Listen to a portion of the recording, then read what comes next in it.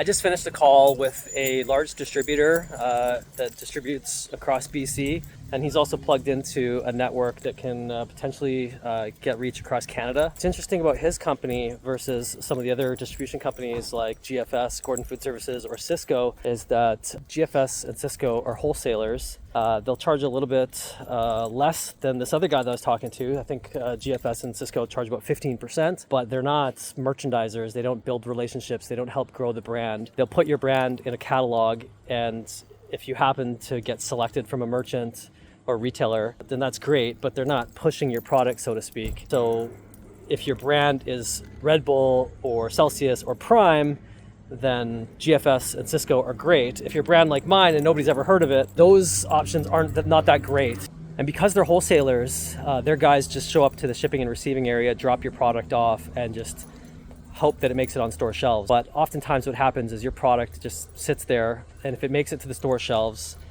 you may not get optimal placement. Nobody's merchandising it in the sense that like making it look attractive, making sure all the labels are facing outward, making sure the cans or the product are, all pushed to the front to make it look, stocked and full. If you have a placement, like a desirable placement, and then you sell out, they might forget that your product goes there, and they might put another product there.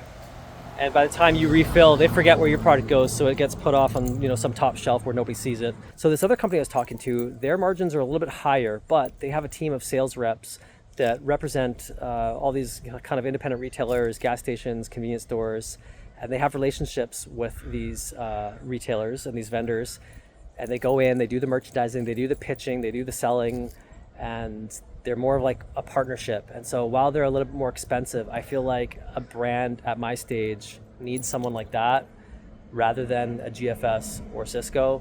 But they don't represent everybody. So I'll have to get other distributors and sales brokers to get me into, cafes and bistros and health clubs and country clubs and restaurants and that sort of things. So yeah, really great call today. Lots of information. I'm definitely going to do a deal with him. Too much information on that call to put it in one video, but yeah, maybe I'll make several videos and kind of break everything down because I learned a lot. So it was a really good call.